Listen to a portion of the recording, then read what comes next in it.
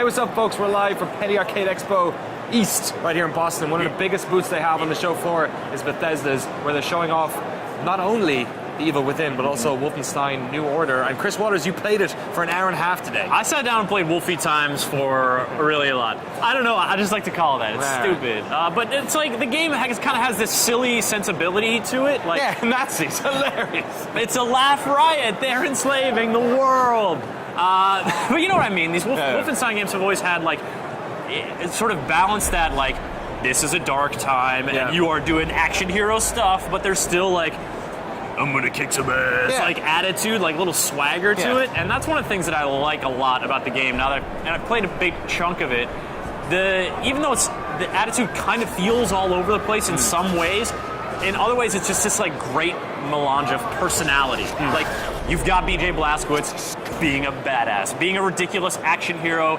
you know, with, like, he's gonna pick up a chainsaw and saw some dude's head off, but it says he needs splatter protection, so you can't go ahead and pick the chainsaw right up. Very good. But then you have, you know, the emotional stuff, like, war is messed up, and, like, he, like, cares about these people he's with, and, like, some messed up stuff happens, and then you've got just a pure joy of brah, brah, brah, brah, brah, brah, brah. So whereabouts is this set? You played the start of the game? Yeah. So is that the stuff in London?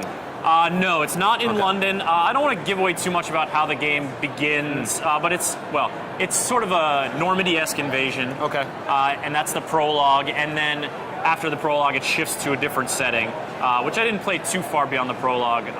But, you know, I started off, there are 5 difficulty levels, and in Wolfenstein fashion, they go from, like, smiley, happy playing to, like, my eyes are bleeding and half of my skull is showing, like, super hard. So I played on the 4th of 5 difficulty levels, and after a while I was fighting through these trenches, fighting my way along, and it kind of felt like I was, like, in a good groove, so I kicked it up, and then it was interesting. Then it wasn't just, like, going through the motions, like, making a few good headshots. It was, like, it was harder, and, you know, people have talked about it being harder in this sort of old school sensibility of shooters, but what got me was how, because it was hard, I had to change the way I was playing and, like, pay attention to my armor and health stats. Yeah. And, like, you know, actually, you know, wait behind cover, actually pop out, actually search for health stuff, and make sure I was at a good spot, because, like, on that difficulty level, if your clip isn't full and you're exposed trying to, like, reload it, you're gonna die. So where does this lie on the sort of, like, the moment-to-moment action? Where does it lie on the sort of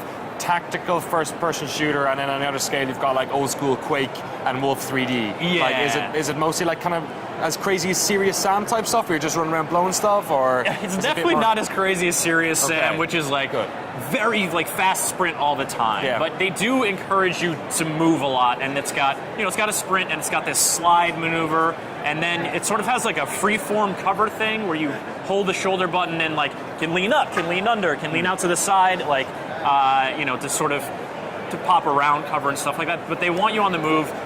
Nazis are aggressive. They'll flush you out if you're just trying to, like, stay behind cover, reload, and take pot shots.